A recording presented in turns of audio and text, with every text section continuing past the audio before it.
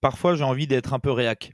Me vautrer dans le c'était mieux avant, regarder des cassettes ou des vidéos YouTube en noir et blanc, kiffer les maillots trop larges, les shorts trop courts, les tactiques parfois hasardeuses, les scénarii de fous et les entraîneurs aux allures de profs de maths.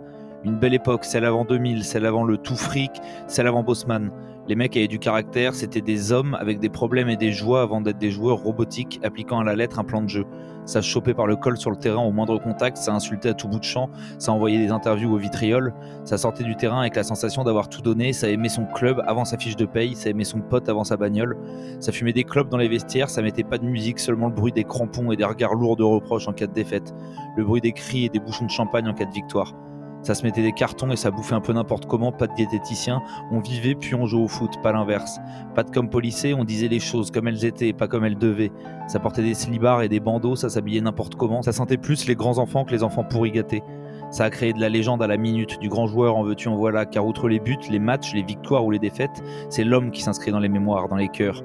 Alors je regrette cette époque, je me baigne dans la nostalgie, je veux retourner à cette époque où tout paraissait si simple, sauf avoir un terrain de foot correct en D1. Puis je prends un pas de recul, je me demande si c'est pas mon enfance finalement que je vois là-dedans, que c'est pas ces yeux d'enfant que je recherche. Le temps embellit toujours le passé, les écarts sont oubliés, on ne garde que les meilleurs moments. Les images sont en sépia dans la tête, on croit une réalité qui n'a jamais existé. Et bientôt viendra le temps où je regretterai ces années 2020, celles où tout était à construire, où la France était sur le toit du monde et Genesio le meilleur coach du championnat. Bientôt, très bientôt, ce présent sera un passé que je regretterai. Alors profitons de ces moments, profitons de ce que le football nous donne en ce moment, car tout va très vite et on a toujours l'impression que c'était mieux avant, alors qu'avant c'était juste il y a plus longtemps. Bonjour à tous, bienvenue dans ce nouvel épisode de Pot au Carré. Tous les championnats européens sont terminés, les classements sont figés, mais nous, on est toujours là, on compte bien faire des heures sup avec mes camarades, ils sont complètement increvables, ils ont énormément de cardio. À commencer par lui, à ce niveau-là, c'est même plus du cardio, si vous voyez la forme qu'il a à 93 ans, c'est presque une renaissance, et le tout sans assistance respiratoire. Mon intro a dû lui parler, ça va Alex ? Ouais, ça va très bien. On continue les montagnes russes de l'émotion après la qualif de l'OM hier pour la deuxième place. Je sais pas si tu te rappelles, mes dernières émissions, j'étais au fond du trou après l'élimination contre Feyenoord et là, scénario de dingue. Enfin bref, comme la dernière fois, que les émotions vont vite. Ouais, on n'a pas passé exactement la même soirée, je pense, samedi soir. Encore à distance, lui ne va pas très bien. Si son club de la capitale semble lui envoyer des demi-signaux positifs, le scénario fut cruel en Angleterre. Mais comment ne pas dire d'un mec qu'il est endurant quand il supporte le PSG et Liverpool depuis plus de 20 ans? Ça va, Flo? Et écoute, ça va, écoute, mais alors, on y reviendra peut-être un jour, hein, mais je suis pas forcément très encore réjoui par ce qui se passe au PSG. Oui, Hein. c'est pour ça que j'ai parlé de Et- demi-signaux positifs. Ouais, on est même sur un quart. Mais bon, et puis pour Liverpool, j'en attendais pas beaucoup plus sur ce week-end. J'attends enfin, en tout cas, le week-end du 22. J'attends beaucoup plus du week-end du 28. Oui, bah, c'est le scénario du match qui était cruel plus que le résultat final. Exactement. Notre capitaine est là aussi, après avoir foulé pendant toute une semaine le Grand Palais éphémère pour Taste of Paris. Le voilà maintenant à Roland-Garros. Je vous laisse deviner où est-ce qu'il a été le plus endurant. Val, comment tu vas? Écoute, ça va bien. Moi, si je dois me référer à tout ce que tu as dit dans tes introductions, en termes d'émotion, j'ai pas été trop gâté cette saison. Et en termes d'âge, j'ai pris quelques rides aussi avec cette Olympique Lyonnais. C'est vrai que toi, ça a été assez l'encéphalogramme plat cette saison. Ouais. Voire des émotions un peu négatives. On part sur ma petite question bistrot habituelle. Je me permets, vu que c'est la fin de la saison, on n'a pas fait de sujet sur l'équipe, je m'auto-centre un peu. Messieurs, ça m'intéresserait d'avoir votre avis d'expert dénué de tout sentiment. Comment vous jugez la saison du Stade Rennais? Est-ce que les Bretons ils doivent être déçus ou est-ce qu'ils sont à leur place? Bah, je commence Jules, vu que on était finalement assez proches tous les deux cette saison niveau classement et émotion. Moi, je trouve que la saison de Rennes, elle est top et c'est pas hier qu'ils perdent le podium et finalement même quand tu te dis ce qu'ils peuvent espérer l'année prochaine, est-ce que c'est pas mieux de démarrer sur l'Europa League que direct se confronter à la Ligue des Champions quand tu vois ce qu'ils ont fait en coupe, j'ai oublié le nom Conférence de League. cette coupe formidable, en Conference League, merci. C'est une progression qui est par palier et c'est un club qui se construit et qui s'installe dans le top 5. Moi, je trouve que c'est déjà super. Il n'y a pas à rougir de ça. Il n'y a pas à être déçu d'une quatrième place. Les autres, hein, pareil. Non, non, non, non, non, non. Moi, je suis pas forcément d'accord. Je n'arrive pas à comprendre comment Rennes n'a pas réussi à aller en Ligue des Champions.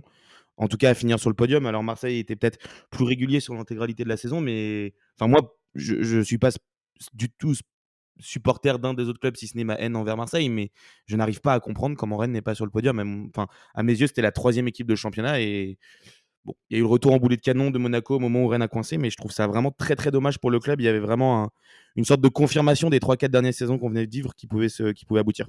Ouais, moi je suis un peu d'accord avec toi. C'est plus le scénario de la saison. Si on nous avait parlé de la 4e place en août, on aurait tous signé. Mais c'est vrai que le scénario de la saison peut apparaître cruel. Val, t'en penses quoi? Est-ce qu'on n'a pas atteint ce fameux plafond de verre de notre ami Bruno Genesio? Je sais pas. Non, mais je suis pas très objectif sur ce mec-là, mais je pense que tout ça est un petit peu la conséquence de ça aussi. C'est-à-dire qu'il y a peut-être eu un emballement un peu trop fort, alors qu'il y a eu des performances qui étaient très très abouties, peut-être même les plus abouties d'une équipe de Ligue 1 cette saison. Donc je sais pas. Ouais, j'ai du mal à l'expliquer aussi, j'avoue. Mais ouais, peut-être c'est une des pistes envisagées, le plafond de verre, parce que je pense que je suis d'accord avec Flo, je pense que c'est un club qui aurait dû finir en Ligue des Champions. Après, la seule différence qu'il y a, c'est peut-être que Monaco a eu Wissam Ben Yedder, qui est un joueur très largement supérieur à quasiment la totalité des joueurs de notre championnat. Et ça s'est peut-être joué ici. Bah, c'est ce que, ouais, moi j'allais vous demander ça rapide, juste les gars, c'est au niveau de l'effectif, quoi. Vous trouvez vraiment que Rennes, à comparaison d'effectifs, avait un effectif meilleur que Marseille et que Monaco? Moi, à mes yeux, milieu de terrain, c'est le premier effectif de France, avec Lyon sur le papier au début de la saison. Il y avait des interrogations sur la défense et sur le gardien qui ont été confirmées, enfin sur les gardiens même.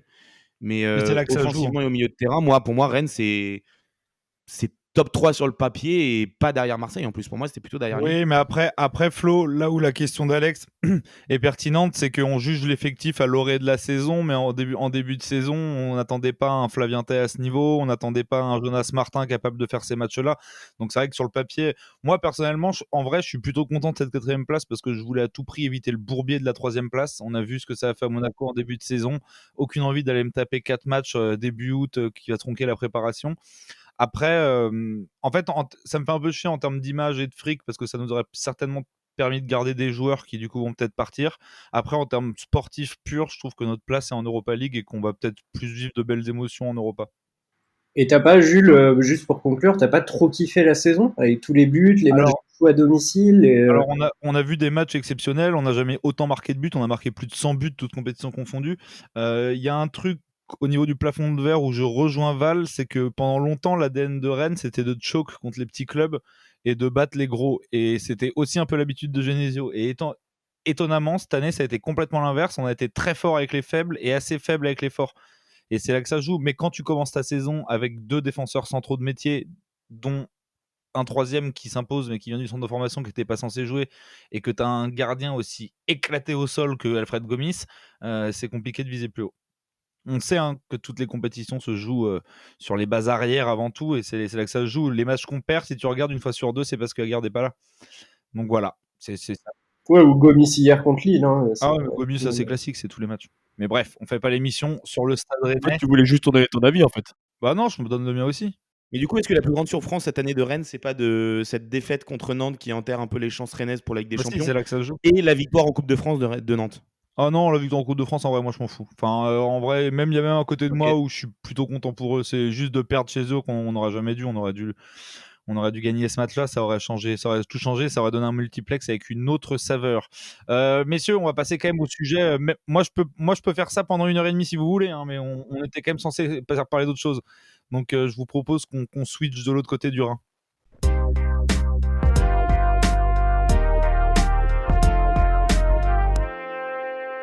Alors pour cette émission, et on le refera peut-être là en cette fin de saison, on va s'intéresser à un club qui n'est pas dans les 5 grands championnats, mais qui le sera l'année prochaine. On va s'intéresser à Schalke. Le club allemand historique, après une magnifique saison, remonte dans l'élite allemande. On voulait faire un petit coup de projecteur sur ce club, remettre un peu l'église au milieu du village, parler de ce club historique voir toute l'importance qu'il a dans ce pays, comment il a su rebondir depuis sa descente, se réinventer. Et voilà, après, pour rien vous cacher, on va pas se mentir, on regarde pas tous les week-ends la division 2 allemande, on a quand même une vie, sauf Alex qui est en fin de vie. Donc ici, il sera pas vraiment question de parler de jeu, mais on va plutôt s'intéresser à la gestion du club, à son histoire, des hommes qui ont fait ce renouveau, les infrastructures, mais ça, vous avez un peu l'habitude. Donc comme d'hab, les gars, je propose qu'on commence par un petit contexte historique pour réexpliquer à tout le monde exactement de qui on parle. Et ce qu'il faut bien se rendre compte effectivement sur Schalke, c'est que c'est grosso modo le 3e club en termes de popularité en Allemagne. Nous, au XXIe siècle, c'est une équipe qu'on a eu l'habitude de voir en Ligue des Champions sortir des poules et s'arrêter généralement en 8e. Mais il faut vraiment voir que c'est le 3e club en termes de popularité en Allemagne, 160 000 membres, et c'est le 4e club le plus titré d'Allemagne. Ils ont 7 titres de champion d'Allemagne. Par contre, la particularité de ce club, c'est que donc il a été fondé en 1904 à Gelsenkirchen, donc à une trentaine de kilomètres de Dortmund, en plein milieu de la Ruhr, donc cette région ultra-industrielle allemande, à la fois assez riche, mais avec énormément d'ouvriers, donc là où le foot est extrêmement important. Et par contre, ce qui est très particulier, c'est que ça a beau être le 4e club le plus titré d'Allemagne avec 7 titres de champion national, ils n'ont pas décroché un titre de champion depuis 1958. Ce qui fait que Schalke n'a jamais gagné de titre de champion dans l'ère Bundesliga comme on la connaît aujourd'hui. Et juste à titre de comparaison, en 1958, au moment du dernier titre de Schalke, le Bayern Munich n'avait qu'un seul titre de champion d'Allemagne. Donc c'est assez terrible. Et alors les années 2000 ont été 90-2000 et début 2010 ont été plutôt pas mal. Mais c'est un club qui est aussi connu pour une extrême fébrilité dans sa direction, c'est-à-dire énormément d'irrégularités.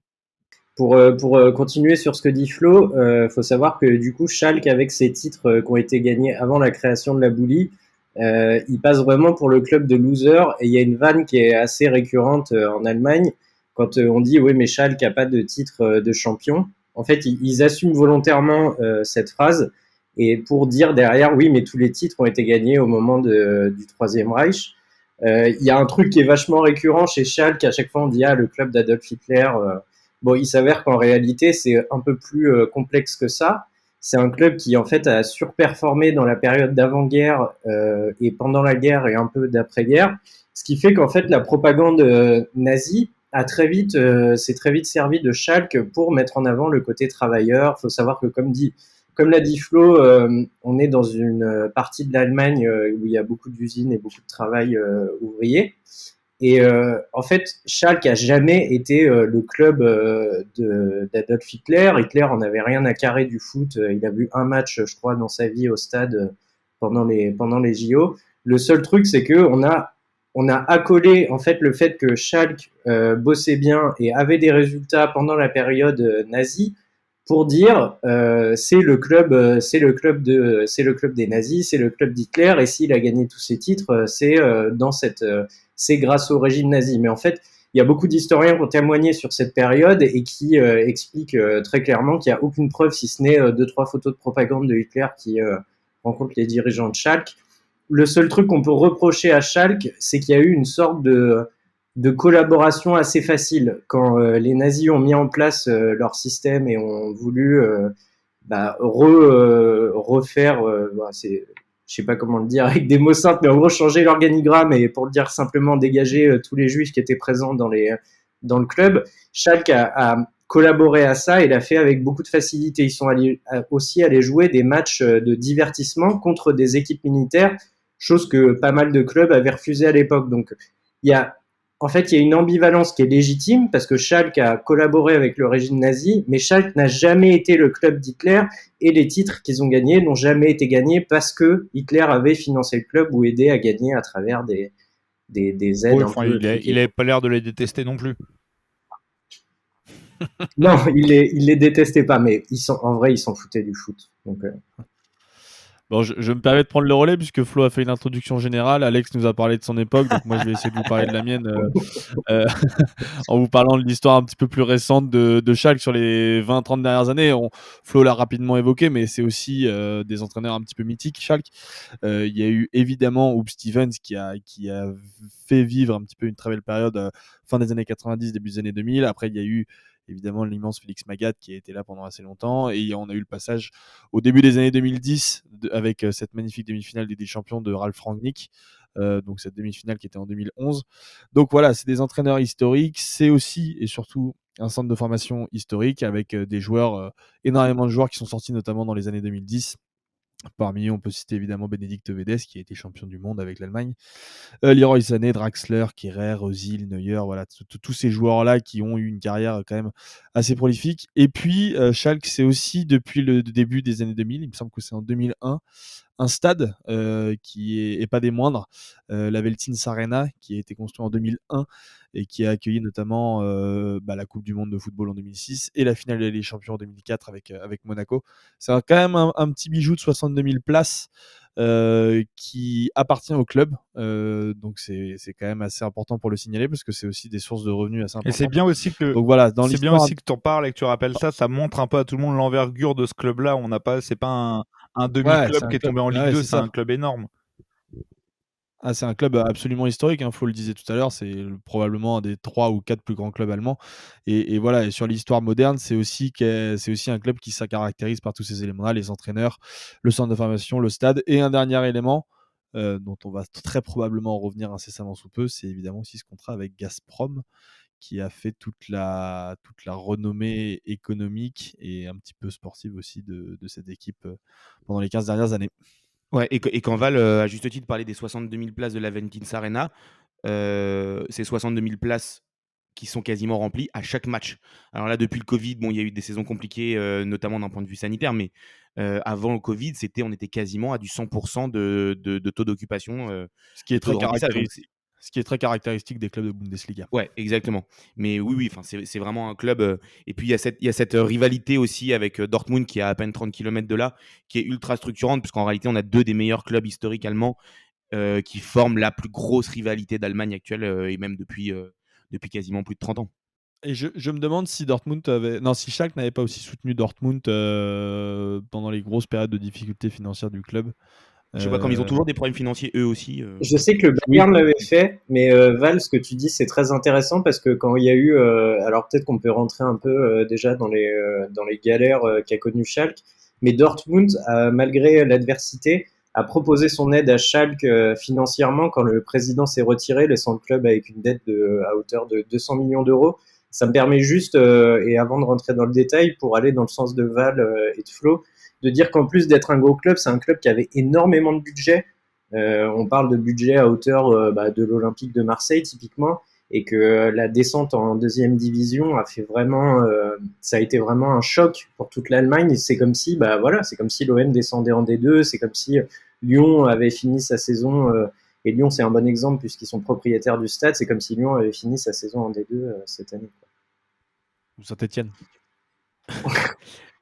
Après, il y a un truc assez marrant, mine de rien, parce que là, on parle du côté historique de Schalke, de sa base de supporters, et de son côté qui est assez raillé, comme Leverkusen, qui est surnommé Neverkusen en Allemagne, où ils sont toujours vice-champions. Ils ont été 5 fois vice-champions au XXIe siècle. Schalke, par contre, c'est une équipe qui fonctionne assez bien en coupe.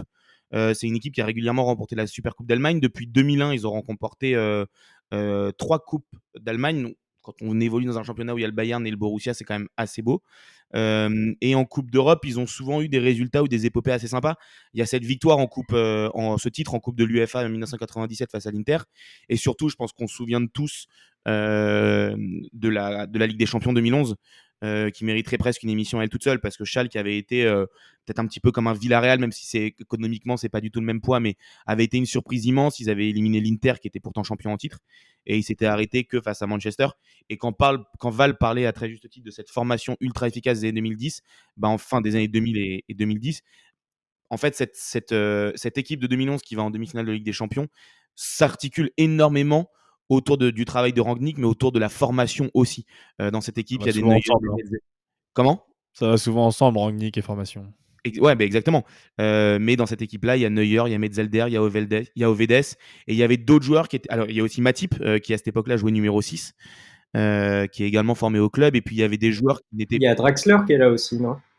Draxler, il doit être tout jeune, mais il joue assez peu dans cette épopée-là. Cette épopée-là, moi, de mon souvenir, devant, c'est surtout le trio Huntelaar, Raoul, Farfan, qui sont 3 joueurs qui ont vachement marqué le Schalke Ouais, de le ces passage de années-là. Raoul avec une telar devant, c'était quand même assez excitant.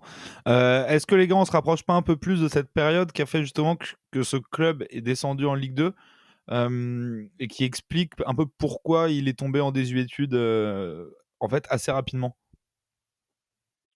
Moi, je vais me permettre de prendre le témoin avant de leur balancer aux gars, parce que je sais qu'ils ont des petites billes sur l'aspect plus économique. Mais voilà, il faut savoir qu'à la fin des années 2010, aux alentours des années 2017-2018, il y a plusieurs éléments qui ont fait que le club a commencé à descendre petit à petit vers les abysses de la Bundesliga. Il y a évidemment ce centre de formation dont on a parlé, qui a été quand même beaucoup moins performant sur la fin de ces années 2010. Beaucoup moins de joueurs de très haut niveau qui sont sortis du centre de formation. Il y a eu une très mauvaise gestion économique, notamment avec les cas des fins de contrat. Ils ont eu énormément de joueurs qui étaient d'assez bon niveau, qui sont arrivés en fin de contrat, qui n'ont pas été renouvelés. Il y a eu une très mauvaise gestion de la part de la direction sportive à ce niveau-là. Je peux prendre un exemple, par exemple, c'est le cas de Sid Kolasinac, je crois, qui signe libre à Arsenal, alors qu'il sortait d'une saison assez impressionnante à Schalke. Goretzka, Euh, Goretzka au Bayern.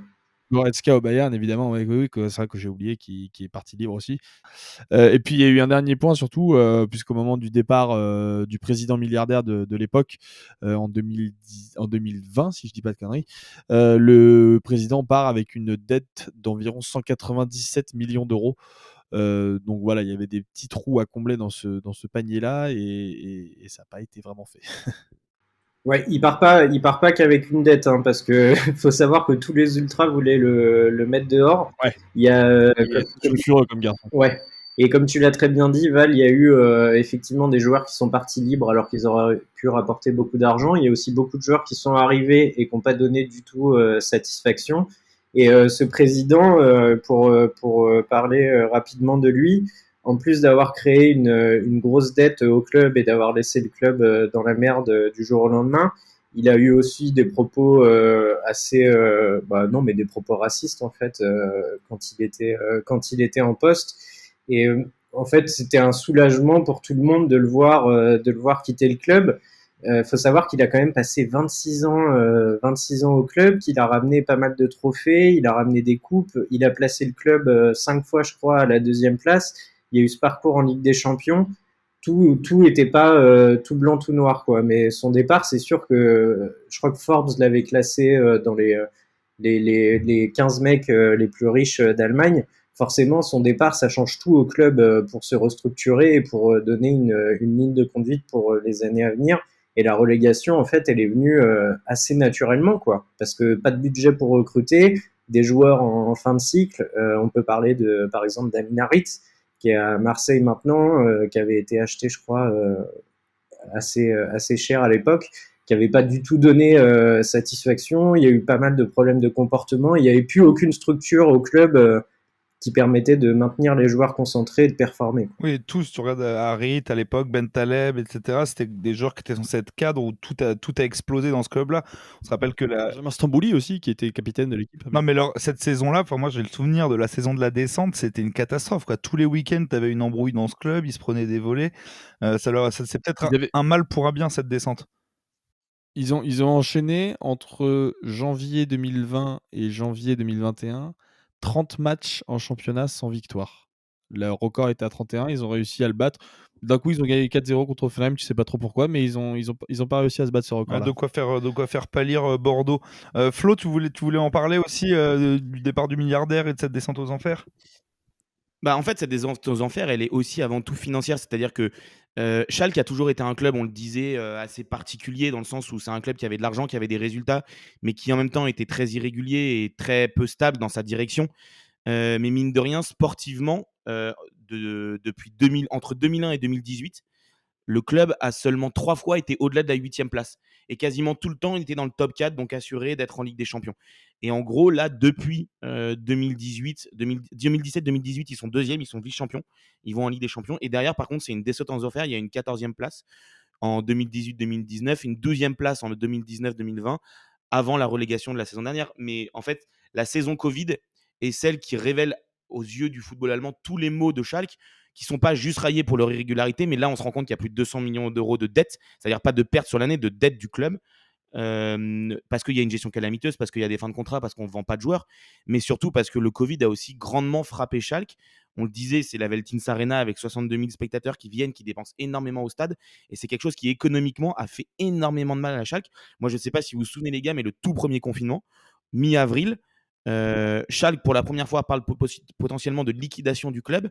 Et pour la première fois en Allemagne, on entend qu'un investisseur privé devrait peut-être pouvoir arriver, et donc plus le modèle 50+1, ce qui évidemment n'était pas possible dans les faits, mais pour en fait empêcher financièrement la descente du club parce que c'était une catastrophe économique. Bah oui, tu fais bien de le préciser. Ouais, et puis il y a pardon. Non, j'allais juste dire rapidement, tu fais bien de le préciser, on dit souvent que c'est un très gros avantage d'avoir son stade, mais dans ce genre de situation exceptionnelle, c'est aussi des charges très très lourdes.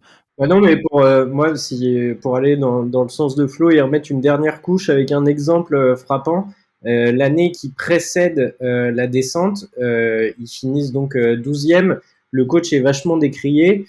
2 journées de championnat l'année d'après, ils perdent 8-0 contre le Bayern, ils virent le coach, ils reprennent le projet à zéro. Et en fait, c'est à travers ces exemples-là que tu vois que la gestion, elle était catastrophique parce que rien ne les empêchait de repartir sur un nouveau cycle en se disant, bon, ben, on s'est sauvé, on a commencé à dégringoler, mais on a maintenu la barre. Finalement, ils maintiennent le coach pour le virer après 2 journées de championnat. Tu vois, c'est le genre de décision où tu te dis, ouais, il y a un truc qui commence à déconner sérieux dans ce club.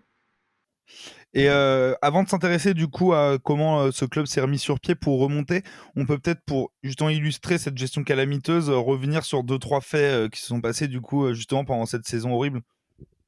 Bah, on parlait évidemment des coachs. Il y a quand même eu 5 coachs différents, donc 4 changements de coach, ce qui est complètement fou pour une saison, pour une seule saison. Ils sont relégués, mais ils ne sont pas relégués de justesse. Ils finissent à 17 points du premier non relégable, donc c'est quand même un gouffre. Ils ont fini le championnat avec seulement 16 points.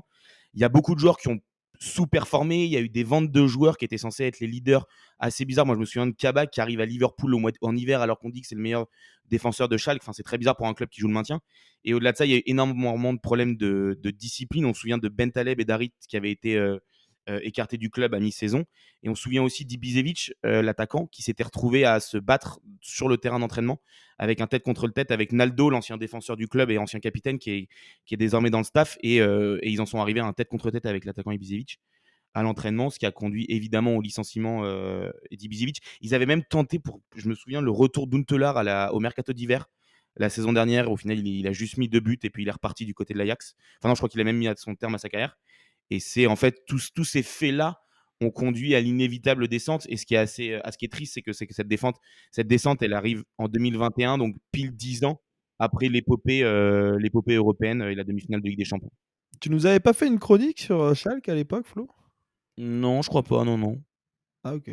Ah, c'était Si, ça me dit quelque chose moi aussi. Peut-être, ou un truc dans le genre. Ouais, c'est tombé, on en avait parlé. On avait peut-être parlé, mais j'avais pas fait de chronique à proprement dit. Est-ce ouais, que les gars, maintenant qu'on a parlé un petit peu de tout ça, est-ce qu'on s'intéresserait pas un peu à cette saison qui montre justement que le renouveau de Schalke est en marche? Bah, là encore, on a parlé d'une certaine restructuration. Elle est encore un petit peu difficile à percevoir, cette restructuration, parce que l'équipe a commencé la saison avec l'entraîneur qu'ils avaient débauché l'année dernière, donc en mars 2021, si je dis pas de bêtises. Flo, est-ce que tu peux me le prononcer parce que je m'y essaierai pas cette fois? Mais bien sûr, Dimitrios Gramosis. Voilà, lui-même, avec son petit nom pas piqué des hannetons. C'est très mignon quand même. Hein? Moi, c'est très mignon. Je disais, si un jour j'ai un hamster, je l'appellerai Dimitrios. Très bien. Et ben voilà, du coup, je vais pouvoir enchaîner. Ils ont donc commencé cette saison 2021-2022 avec ce même entraîneur. Et puis il y a eu une première partie de saison un petit peu étrange, des premiers matchs très compliqués, jusqu'à la mi-saison où ils sont quand même 8e à la mi-saison, dans une Bundesliga qui était assez serrée. Et finalement, cet entraîneur a été viré en mars. Donc jusqu'ici, on se dit c'est quand même très très surprenant qu'une équipe qui réussisse à remonter en Bundesliga a viré son entraîneur en mars et était 8e en décembre. Au final, ils ont pris un intérimaire qui a enchaîné 7 victoires en 8 matchs. C'est ce qu'on appelle une francaise dans le milieu. Comment? C'est ce qu'on appelle une francaise dans le milieu. Oui, ou une Philippe Clément. Voilà, ou une Pascal Duprat, les plus pauvres d'entre nous. Mais voilà, il y a eu ces 7 victoires en 8 matchs qui ont permis ensuite qui ont permis au club de se qualifier directement pour la remontée en Bundesliga. Au-delà de ça, la saison, elle a commencé avant même le coach qui avait été maintenu. On parlait des problèmes de discipline. Forcément, au-delà de ça, une descente pousse à une restructuration de l'effectif. Il y a eu, si vous regardez, c'est assez fou, il y a eu une grosse vingtaine de départs de joueurs assez importants. Je parle même pas des retours de prêt ou des joueurs prêtés. Je parle vraiment des départs importants. Il y a plus d'une vingtaine de joueurs qui sont partis. Et parmi eux, bon, il y a eu McKennie, pour le coup, on savait qu'il allait être vendu à la Juve après une année de prêt, mais il y a un milieu comme Sébastien Roudy qui est retourné du côté d'Offenheim. Il y a Kabak qui était définitivement vendu. Kolasinac qui est reparti. Stambouli, Out, Mustafi qui ont été vendus. Évidemment, Harit et Bentaleb aussi. Et ils ont aussi dû vendre leur espoir Matthew Hoppe, américain, mais qui est formé au club parce qu'il y a toujours eu une filière américaine aussi du côté de Schalke. Et ce qui fait qu'en fait, il y a eu une énorme restructuration de l'effectif. Et on a eu en fait une bonne vingtaine de départs importants et une bonne vingtaine d'arrivées pour préparer en fait cette saison avec un effectif complètement remanié. Ouais, avec notamment, en fait, c'est peut-être là où ils ont été malins dans le recrutement, c'est avec le Simon Terod, je sais pas si je le prononce bien, mais qui du coup a fini meilleur buteur de Bundesliga 2 avec 29 buts. Faut savoir que c'est un mec, en vrai, on les connaît tous ces mecs-là, hein. Ils existent dans tous les championnats. C'est le mec qui surperforme en Ligue 2, mais qui arrive pas à maintenir le cap en première division. Et c'est lui le grand artisan, c'est lui qui a marqué le doublé dans le match qui a acté la montée en première div où ils étaient menés 2-0 à la 30e, je crois, et un match un peu fou qui finissent par remporter 3-2. Et c'est ce genre de profils qui ont permis à Schalke de monter en première division. Mais comme l'a très bien dit Val, c'était pas du tout cousu de fil blanc au début de la saison, hein. Ils sont 8e après 13 journées, je crois.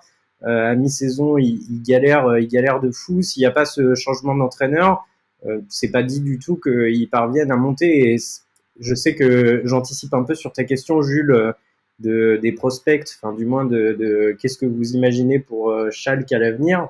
On y viendra après, mais bon, c'est pas là où par exemple à chaque fois qu'on présente des clubs, on aime bien faire des digressions et expliquer le travail qui est fait en amont. C'est vrai que là, Schalke, tu te dis bon, ça tient un peu de la surprise, quoi. C'est un peu, du coup, tu as parfaitement anticipé ma question parce que sans qu'on rentre, enfin, si remarque d'ailleurs, on peut y aller sur ce que vous en pensez, ça va rejoindre ma question, c'est que je me disais, est-ce que pour les supporters de Schalke, cette remontée-là, elle ressemble plus un peu à un espèce de coup du destin, un peu à l'arrache et à l'envie qu'une vraie restructuration solide du club? Bah, je rejoins assez ce que disait Alex sur l'exemple de Simon Terro 2, c'est-à-dire qu'ils ont été assez intelligents pour prendre des joueurs spécialistes de Bundesliga 2, donc des mecs qui sont rodés enfin, des deuxième division, donc c'est toujours assez compliqué, avec des joueurs d'expérience. Par contre, on voit pas forcément une ossature avec des jeunes joueurs qui vont pouvoir exploser la saison prochaine et ramener Schalke là où ils devraient être, c'est-à-dire dans les places européennes en Bundesliga. Après, on peut se tromper, ils s'appuient toujours sur un centre de formation de qualité. Ils ont mine de rien un petit peu de budget avec ce retour en Bundesliga, mais il va falloir vraiment que le club se restructure aussi pour maintenant faire la transition Bundesliga 2 et Bundesliga. Par contre, il y a un truc qui est quand même très très intéressant avec Mike Buskens, donc qui était l'ancien adjoint de Gramosis et qui est finalement qui a pris le club. Je pense que son intérim va se confirmer et qu'il va rester coach en Bundesliga. Parce que le mec, il est arrivé, au-delà de reprendre le club et de le faire monter, il a directement enchaîné avec 8 victoires sur les 10 premières journées auxquelles il a participé. Il a mis des joueurs en confiance. On parlait de Terro 2 qui a marqué pendant tout le long de la saison, mais Marius Boulter qui finit à 10 passes et 10 buts, ça a été une des révélations de cette deuxième partie de saison du côté de Schalke. Donc il y a vraiment quelque chose d'assez important qu'ils ont construit. Et quand on a vu au final ce qu'a fait l'Union Berlin il y a 3 ans quand ils sont montés, on peut aussi se dire qu'avec des joueurs peut-être plus anonymes, ils peuvent jouer la stabilité pour commencer une reconstruction. Oui, mais ce que je voulais dire, du coup, on va aller un peu sur vos ressentis à chacun. C'est que, au final, ils peuvent pas trop. On a fait une émission, par exemple, sur Toulouse, qui a priori va pouvoir quand même bien s'appuyer sur le travail qu'ils ont fait en Ligue 2 pour la saison prochaine, etc. Là, Schalke, on a l'impression que c'est retour à la case départ dès la saison prochaine pour leur Bundes. Donc, comment vous voyez ça? Vous leur remontez quand? Vous pensez que ça va se passer, Val? Moi, je me permets juste de faire une petite parenthèse, avant de répondre à ta question, Jules, parce les mecs ont évoqué un petit peu, les joueurs, enfin certains, enfin notamment Simon Terodde, dont Flo a bien parlé. Juste Simon Terodde, c'est quand même 29 buts en Bundesliga 2 cette saison, dont 10 sur les 6 derniers matchs, donc ce qui correspond plus ou moins à l'arrivée du nouvel entraîneur. Donc on a vu vraiment l'impact positif. Mais il y a un autre joueur, moi, dont je voulais parler avant de répondre à ta question, Jules. C'est un joueur qui a une histoire à la fois horrible, mais qui devient belle là, actuellement avec la montée, parce qu'il s'épanouit complètement cette saison. C'est Victor Palsson, qui est un joueur qui a perdu sa mère, qui s'est suicidé, qui était dépressif, son père était alcoolique, toxicomane, et évidemment, bah, ça lui a pas échappé non plus. Il est rapidement tombé à la fois dans la toxicomanie et dans l'alcoolisme assez jeune, avant même ses 18 ans. Après, il est tombé aussi dans les paris sportifs. Enfin, et il s'est appuyé sur sur ces expériences qui sont assez catastrophiques, pour devenir aujourd'hui un joueur qui s'est complètement épanoui. Et ce qui est intéressant, et ça me permet d'en caler une petite, c'est qu'il a affirmé lui-même qu'il s'est servi de ces énormes difficultés pour en parler et pour se décomplexer complètement là-dessus, alors qu'il n'est pas encore complètement guéri. Il a évidemment des problèmes qui le suivent toujours. Et ça me permet justement d'en placer une parce qu'on va probablement organiser une émission prochainement sur justement la question de la préparation mentale et de la dépression. Donc voilà, petit teasing à venir, qui arrivera probablement pendant le mois de juin. Donc voilà, ça c'est la belle histoire de ce joueur qui s'épanouit complètement cette année. Et donc pour répondre à ta question, Jules, sur cette équipe de Schalke de manière générale, les mecs ont évoqué l'entraîneur. Moi, il y a un point que j'aimerais évidemment évoquer, c'est aussi l'aspect financier, parce que les problèmes de Schalke ne sont absolument pas réglés pour l'instant. Sont venus s'ajouter à tout ça, évidemment, les problèmes du sponsor, parce qu'on en a parlé, mais Gazprom s'est donc retiré suite au conflit russo-ukrainien. Donc, il faut savoir que quand même Gazprom, c'était une source de revenus de quasiment 20 millions d'euros par an, euh, et 10 millions d'euros cette année, parce qu'avec la descente en Bundesliga, c'est un petit peu diminué. Mais voilà, c'était quand même des perspectives économiques assez importantes. Alors, ils ont eu la chance de retrouver un nouveau partenaire économique assez rapidement, en la personne de Viva West, qui est une, une, une entreprise allemande, voilà, issue du terroir, qui correspond peut-être beaucoup plus aux valeurs du club, mais qui rapporte uniquement 4,5 millions d'euros par an. Donc, le comparatif avec Schalke, avec Gazprom est quand même difficile à faire. Donc voilà, ça c'est un des éléments qu'il va falloir évidemment étudier. Comment est-ce qu'ils vont réussir à se relever économiquement? Mais je pense, comme tous les clubs, qui vont s'appuyer sur l'identité qui a fait l'histoire de ce club, et donc forcément la formation, et puis aussi peut-être des entreprises qui viendront financer, des entreprises du terroir, des entreprises allemandes qui viendront financer le club. Et ce que disait Val est très intéressant sur le Gazprom. Il y a eu évidemment cette perte financière pour les années à venir qui va être assez compliquée pour Schalke. Mais au-delà de ça, ça a été aussi une sorte de crise au cœur de cette période de mars où il y a eu, enfin fin février-mars, où il y a eu le changement de coach, des résultats qui étaient bien mais pas satisfaisants pour la remontée. Il y a eu aussi, au-delà du départ de Gazprom, ça a aussi entraîné la démission de Matthias Warning, qui était un des membres du comité de surveillance du club, qui était délégué par Gazprom, qui a été obligé de quitter le club. Alors, il a démissionné, mais officiellement, il a été mis dehors, officieusement, pardon. Parle- Et c'était un mec qui était très compliqué parce que c'est. Comment? Je disais, parle-nous de ce brave homme avec une carrière. Ouais, non, mais c'est très compliqué parce que le mec était délégué par Gazprom, c'est un mec qui est considéré très proche de Poutine, donc évidemment, vu du contexte de l'envahissement de l'Ukraine par la Russie, surtout en Allemagne, ça a été très compliqué à porter, et comme il n'a pas démissionné tout de suite, il a fallu attendre 2-3 semaines avant qu'il démissionne, ça a été compliqué à gérer. Puis en plus, c'est un mec qui a un parcours de vie, assez sulfureux. Ça a été un ancien dirigeant de la Stasi, avant la chute du mur de Berlin, donc il y a une histoire assez compliquée avec cet homme, mais on peut se dire d'un certain côté aussi. Toujours dans les bons coups, le mec. Ah bah ce club, tu te dis, quand tu regardes l'histoire, tu te dis, ouais, vous cumulez quoi. Ouais, toujours du bon côté, mais en tout cas, du coup, on peut aussi se dire que ça a permis d'assainir à la fois d'un point de vue éthique, mais même d'un point de vue de la direction, certaines relations, en écartant des personnes qui pouvaient être problématiques. Mais après, pour revenir sur la saison sportive de Schalke, ce qu'il faut quand même souligner, c'est qu'on a eu une saison de Bundesliga 2 qui a été incroyable, avec énormément de clubs historiques qui se sont battus quasiment toute la saison, avec énormément de changements de leader. Et au final, là, le championnat s'est terminé il y a une semaine ou 10 jours. Il faut se rendre compte que entre le premier Schalke qui a été champion de deuxième division et le cinquième, qui était St. Pauli, je crois qu'il n'y a que 8 points d'écart entre le premier et le cinquième. Donc c'est complètement fou. Il y a eu une saison incroyable avec 4 clubs historiques qui se battaient pour la montée, Nuremberg, le Werder, Hambourg et Hanovre. Donc, enfin, eux, ils se battaient pas tous pour la montée, mais bon, il y avait énormément de clubs historiques et en plus se battaient pour la montée St. Pauli et Darmstadt. Donc, il y a une sorte de course assez folle entre des clubs qui ont une histoire assez prégnante ou alors une histoire plus récente comme St. Pauli, mais avec un engagement qui est très, très particulier. Ouais, c'était une saison particulière. Et du coup, Flo, je recentre un peu ma petite question. Qu'est-ce que t'en penses de l'avenir pour Schalke, toi? Bah, je pense qu'il va falloir quand même un gros travail de restructuration. Il va falloir voir la capacité pour moi des dirigeants à continuer à sortir des joueurs formés au club et aller chercher des bons coups parce que je suis pas sûr que la latitude financière de Schalke soit énorme. À moins d'une surprise comme l'Union Berlin, je suis pas sûr que le groupe qu'ils aient avec beaucoup de joueurs qui ont de l'expérience en deuxième division soit fait pour avoir un maintien assez sécurisé la saison prochaine. Donc je pense qu'il va falloir quand même qu'ils se remettent bien au boulot cette intersaison pour cibler des joueurs qui peuvent leur permettre d'accrocher le maintien et ensuite à terme de retrouver une place digne de ce nom dans les places européennes. Alex, qu'est-ce que t'en penses, toi? Comme ça, on conclut sur toi et ton avis aiguisé. Aiguisé, je sais pas, mais je vais pas contredire ce que j'ai dit il y a 2 minutes, mais moi, il s'agit pas de croyance, mais c'est vrai que là, tu vois, j'ai l'équipe type sous les yeux. Bon, c'est pas parce qu'on connaît pas les mecs que tu te dis que ça marchera pas l'année prochaine, mais à part t'as Thio qui est un jeune qu'on connaît un peu parce que potentiel joueur qui pourrait faire quelque chose de bien dans le futur, mais sinon t'as Drexler qui est le cousin de Draxler qui s'écrit pas pareil, mais tu vois, il y a que des mecs en fait inconnus et tu te dis que en plus, avec leur dette qui est toujours pas soignée et comme le dit Flo, il y a une restructuration qui est nécessaire. Et moi, j'ai pas assez de billes sur les gars au club, savoir s'il y a un directeur sportif un peu profil, tu vois, comme à la Salernitana, où au final, on se disait il y a 2 semaines qu'il y avait moyen de faire quelque chose parce que les dirigeants s'étaient bien entourés. Là, j'ai pas l'impression que Schalke, alors ils ont purgé côté Gazprom et remis de l'ordre dans leur financier, mais est-ce que sur le sportif ça va suivre?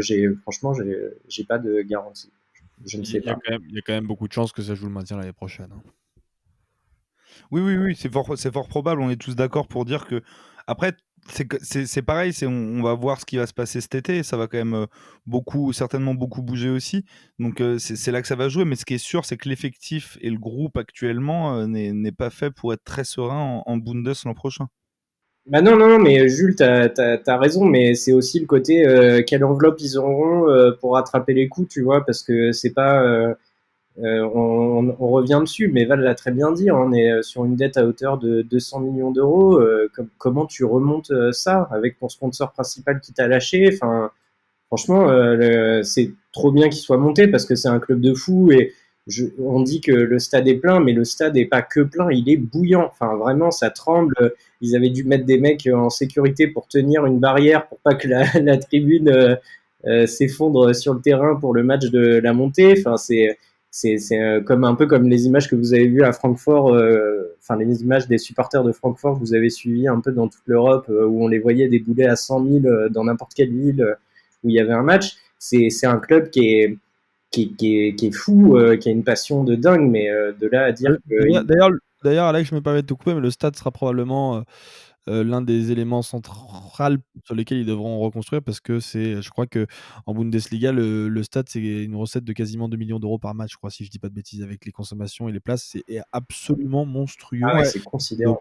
Donc je pense que tout le monde a bien vu notre point de vue sur cette équipe-là. On espère qu'on vous a bien remis en tête que c'est un monument du foot allemand qui revient en Bundes. Après, voilà, on espère tous, en vrai, tous les amoureux du foot espèrent que ça va bien bosser parce que c'est le genre de club qu'on a envie de voir tous les week-ends en Bundesliga et qu'on n'a aucune envie de voir s'écrouler.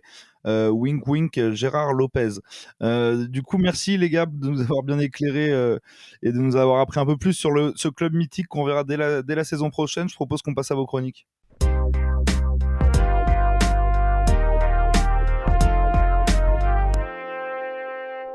Alex, tu vas nous parler, toi, d'amour pour un joueur, ce vieux briscard de Giorgio Chiellini. Salut Giorgio. J'ai pensé t'écrire cette lettre avec un air de piano romantique en fond pour habiller tout ça, et puis je me suis dit que ça collait pas, qu'un fond de piano c'était vraiment pas toi. Je vais finalement essayer de te remercier pour tout le bonheur que tu nous as donné avec 3 mots, 3 petits mots qui te définissent si bien. La fidélité, la sincérité et pour finir la nostalgie. Parce que ouais, c'est bien de la nostalgie qui remonte dès que je pense à ton départ de la Juve et donc à la fin de ta carrière au très haut niveau. Avec ta gueule de guerrier, ton style de combattant, ton sens du sacrifice, tu fais partie des derniers défenseurs qui font vibrer, des chiens qui lâchent rien et qui permettent aux copains de briller. D'ailleurs, Bonucci aussi te dit merci. Bandage sur la tête, sauvetage sur ta ligne, toujours un pied, un dos, une hanche, une pommette qui traîne. En te voyant jouer, on savourait vraiment le football dans sa plus belle simplicité. Et c'est peut-être ce que j'ai le plus aimé chez toi, ta faculté à nous ramener en enfance tout en étant toujours dans la maîtrise de l'événement. Alors merci pour cette sincérité qui te définit si bien, sur le terrain, dans ton engagement total, mais aussi dans ton rapport aux autres. Je pense à Locatelli que tu as soutenu après son pénalty manqué en finale de l'Euro pour mieux exulter avec lui, à Jordi Alba que tu as soulevé de terre pour rentrer dans sa tête, et à tous ces attaquants que tu as martyrisés au fil des années. Mais dire que ta force ne tient qu'à l'émotion, ce serait un peu mentir. Dans un football où la possession et la relance courte a pris le pas sur les grandes sacoches et les longs ballons en profondeur, et on va pas s'en plaindre, toi t'as su t'adapter et pourtant tu partais de loin. Rappelle-toi de Trezeguet qui te chambrait à tes débuts à Turin en demandant de ne pas dépasser le milieu de terrain, de Deschamps qui t'a collé un entraîneur spécifique pour te faire reprendre les bases, et toi, toujours dans la modestie, qui a bossé pour atteindre les sommets. C'est sûrement ça qui fait ta force, avoir conscience d'un état d'esprit, d'un sens du devoir et de l'effort exceptionnel, mais aussi connaître ses lacunes techniques. C'est ça aussi qui fait que je t'adore autant, que t'aies su montrer aux plus talentueux que tu pouvais les manger avec ta détermination. Je finirai par un dernier remerciement pour ta fidélité, d'avoir tout donné pour le même club pendant 17 ans, même en série B quand tous les autres sont partis. Toi t'es resté, mais est-ce vraiment surprenant ? Et l'histoire te l'a bien rendu avec un palmarès exceptionnel, 9 Scudetti, 5 Coupes d'Italie avec la Juve et évidemment l'Euro 2000. Alors bon vent Giorgio, amuse-toi bien loin de Turin, tu vas beaucoup nous manquer. Flo, en tant que supporter parisien, plutôt que de parler de la prolongation de Kylian, tu voulais revenir sur la polémique Idrissa Gueye. Et oui, Jules, j'ai en effet voulu prendre le temps que le buzz médiatique passe, que l'affaire se tasse, bref, qu'Emmanuel Macron annonce enfin son gouvernement, que Kylian Mbappé prolonge à Paris et nomme le sien au PSG, pour parler de la désormais célèbre affaire Idrissa Gueye qui aura occupé l'espace médiatique pendant une bonne semaine. Cette affaire aura été très riche en enseignements, rappelant les maux dont souffre notre foot et plus globalement notre société. On passera vite sur les accusations publiques et les demandes de sanctions distribuées à la hâte par de nombreuses figures médiatiques dans un acte de récupération qui ne dit pas son nom. Valérie Pécresse, en premier lieu demandant une sanction exemplaire du PSG, oubliant au passage ses positions et ses manifestations contre le mariage pour tous il y a près de 10 ans. Ces accusations qui, derrière le joueur et l'homme, visent en réalité l'islam et la confession de Gana Gueye dans une chanson devenue désormais habituelle chez les partis de droite et d'extrême droite ou chez les figures conservatrices dans les médias. Car au-delà de l'oubli de leurs engagements antérieurs, nous n'avons pas entendu ces mêmes accusations lorsque Radamel Falcao, fervent pentecôtiste évangélique, avait lui aussi refusé de porter un brassard aux couleurs du drapeau gay pour la même cause, en 2019. Il est alors important pourtant de rappeler 2 postulats simples. Premièrement, l'immense majorité des joueurs ont accepté de jouer cette 37e journée avec ce flocage aux couleurs du drapeau gay pour dénoncer l'homophobie, qu'ils soient musulmans, chrétiens, juifs ou athées. Deuxièmement, l'homophobie n'a malheureusement ni couleur ni confession. Alors bien sûr, le rejet de l'homosexualité est endémique aux textes religieux. Mais le combat contre l'homophobie s'étend également aux autres strates de la société, chez les religieux comme chez les athées, donc dans les quartiers riches de Versailles comme dans les classes populaires de Saint-Denis. Une fois mis de côté ces outrances hypocrites, il est toutefois important de se pencher sur le message renvoyé par Idrissa Gueye. Un message qui l'a probablement dépassé, mais que l'intéressé aura lui-même laissé courir, avec son refus de jouer et son absence de réaction publique. Évidemment, chacun est libre de choisir ses engagements, ses causes. Et Gueye a montré depuis bien des années sa solidarité au travers notamment de son association For Hope, qui vient en aide aux enfants atteints de maladies comme le sida ou le cancer. Cependant, aussi nombreux et nobles que soient ses engagements, cela ne dédouane pas de son refus donc de jouer dans le cadre d'une 37e journée, placée sous le signe de la lutte contre l'homophobie. Évidemment, encore une fois, chacun est libre de penser personnellement et dans le cadre privé ce qu'il veut de l'homosexualité, en respectant toutefois le cadre législatif qui définit actes et propos homophobes comme un délit. Si le refus de Gana Gueye de soutenir la lutte contre l'homophobie ne le définit pas comme tel lui-même, le doute est pourtant désormais permis. Car il n'a pas refusé de faire la promotion de l'homosexualité, mais bien de refuser de la dénoncer l'homophobie dont sont victimes ceux qui souhaitent vivre leur orientation sexuelle différemment.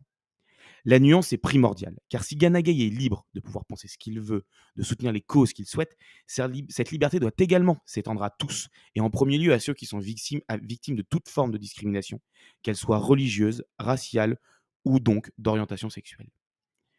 Le doute que laisse planer le joueur en refusant de jouer et de s'exprimer sur le sujet est donc lourd de sens. Le propos serait de même si dans le cadre d'une journée placée sous la lutte contre le racisme, un joueur refuserait de jouer. À la reprise de la Première Ligue en 2020, par exemple, les joueurs avaient d'eux-mêmes entrepris de poser un genou au sol au coup d'envoi. Un mouvement que tous n'avaient pas suivi, pouvant là aussi laisser libre cours à l'interprétation. Cependant, ce mouvement n'avait pas été une obligation, mais été autorisé par la Première Ligue, laissant ainsi l'initiative directement aux joueurs. Si tel avait été le cas en revanche, un refus de suivre la cause promue par la Ligue n'aurait alors laissé aucune place au doute et on aurait légitimement pu s'interroger et condamner le racisme supposé de certains joueurs qui auraient donc refusé de porter la cause. Ainsi, comment un joueur de couleur aurait perçu l'absence d'engagement d'un de ses coéquipiers sur le sujet. De même, et pour revenir donc à l'affaire Idrissa Gueye, on peut se demander comment réagirait un coéquipier gay qui serait amené à partager le vestiaire avec lui après son refus de soutenir la lutte contre l'homophobie. Un acte donc qui, au-delà de la polémique, témoigne en tout cas du combat qui reste à mener pour sensibiliser contre l'homophobie et bien au-delà contre toute forme de xénophobie. Et Val, pour finir, tu vas nous parler d'un petit club surprenant. Exactement, Jules, parce que ça y est, notre belle Ligue 1 s'est clôturée samedi dernier. Le championnat du millénaire, comme certains se sont amusés à le surnommer, aura donc tenu toutes ses promesses jusqu'à la dernière seconde du dernier match de la saison. Et spoiler, Metz a été nul jusqu'au bout.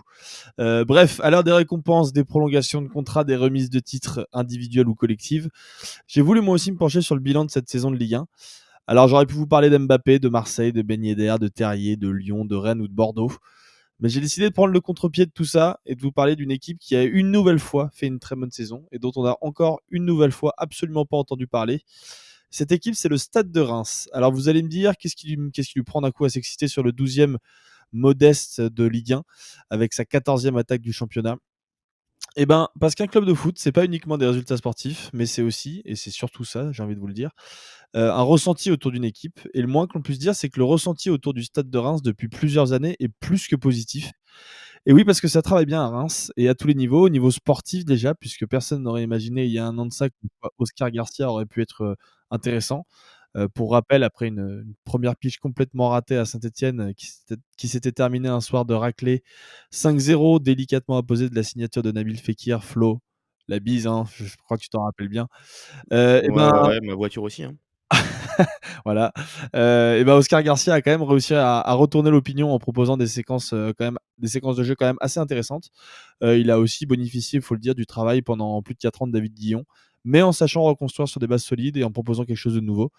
Donc ça travaille bien sur le sportif, ça travaille bien aussi au niveau du centre de formation avec les éclosions plus que remarquées cette saison du petit numéro 10 bonbon Ilan Kebal et de la révélation évidemment de la saison de la première partie de saison Hugo Ekitike. Mais là où le club est peut-être le plus performant, et c'est sûrement là où je voulais le plus en venir dans cette chronique, c'est en coulisses. Certains le savent peut-être, mais depuis quelques années, le club s'est spécialisé notamment sur le recrutement de joueurs issus de championnats mineurs. Quelques exemples parmi tout cela, évidemment le Kosovar Arber Zeneli dégoté à Inriven aux Pays-Bas, le jeune milieu de terrain Cajuste qui explosait depuis plusieurs mois à Midtjylland, Marshall Mounetsi, Ta gueule. ouais. Marshall Mounetsi, la mobilette du championnat trouvé au Orlando Pirates en Afrique du Sud, ou encore l'immense gardien Pedraj Rajkovic débauché au Maccabi Tel Aviv en Israël. Le tout appuyé par une excellente cellule de data avec des vrais passionnés comme Enzo Djebali, voilà, un recruteur biberonné à la formation Twitter et qui a réussi à se faire ses preuves dans un club de Ligue 1. Et enfin et surtout, il y a un dernier point et pas des moindres que je voulais évoquer, c'est la communication. Alors il y a quelques semaines, on a fait une émission sur Toulouse où on disait que le club s'était restructuré, avait réussi à fédérer son public grâce à une communication léchée et assez drôle. Et ben, le Stade de Reims, c'est pareil, en peut-être mieux. En guise d'exemple, je vous laisserai aller chercher vous-même les vidéos d'annonce des prolongations de Marshall Mounetsi justement et de Younous Abdelhamid. C'est le genre de vidéo que tu regardes avec un petit sourire au coin des lèvres tellement c'est fait avec simplicité, avec humour et aussi parfois avec émotion. C'est absolument parfait, c'est fait très simplement et c'est vraiment super. Bref, tous ces éléments qui font qu'après de longues années à vivre à travers son passé glorieux, le club est en train de se construire une nouvelle identité, sans dénigrer ce qui a été fait, ce qui a fait sa réussite à l'époque, et qui permet à tout un public de se rattacher et de s'identifier à ce club malgré des performances de milieu de tableau. Donc voilà, petit message à nos amis montpelliérains et angevins, on peut inventer le ventre mou sans être complètement chiant à la mort. Merci Val, c'est vrai que c'est bien résumé. On peut avoir une équipe assez sympathique à regarder, même s'ils ne jouent pas les positions européennes. Alex? Non, juste Val, tu veux dire que la com de Reims pour une prolongation, elle est mieux faite que de Nasser qui prend le micro et qui dit « J'ai une bonne nouvelle ». Oui, on peut dire ça. C'était Mais non, bien mais fait quand plus même. sérieusement, je vous invite vraiment à aller voir surtout la vidéo de prolongation d'Younous Abdelhamid, elle est absolument incroyable. Ça dure genre 1 minute 30 et l'annonce est vraiment, vraiment super. Bah, en Ouais. vrai, tu as trop bien conclu ta chronique. C'est comment donner de l'existence à un club qui intéresse pas trop les gens. C'est typiquement avec ce genre de communication léchée et très bien sentie. Non, mais c'était bien et je pense ils vont encore nous régaler cet été avec les annonces mercato, à mon avis. Bon, bah messieurs, merci beaucoup. Merci à vous aussi de nous avoir écoutés une fois de plus. Si ces émissions vous plaisent, que vous apprenez des choses, n'hésitez pas à en parler autour de vous, à partager sur les réseaux sociaux. Ça nous aide vraiment. Notre entretien avec Chérif Guémour vient de sortir. Il est toujours sur YouTube. On vous remercie d'ailleurs pour l'accueil qui lui a été réservé. En ce moment, bon, voilà, les emplois du temps de chacun sont assez chargés, mais on va continuer de vous proposer des nouvelles émissions jusque cet été. Même quand il n'y a plus de foot à la télé, nous on continue de vous accompagner. Donc d'ici là, prenez soin de vous, regardez du foot et buvez de l'eau.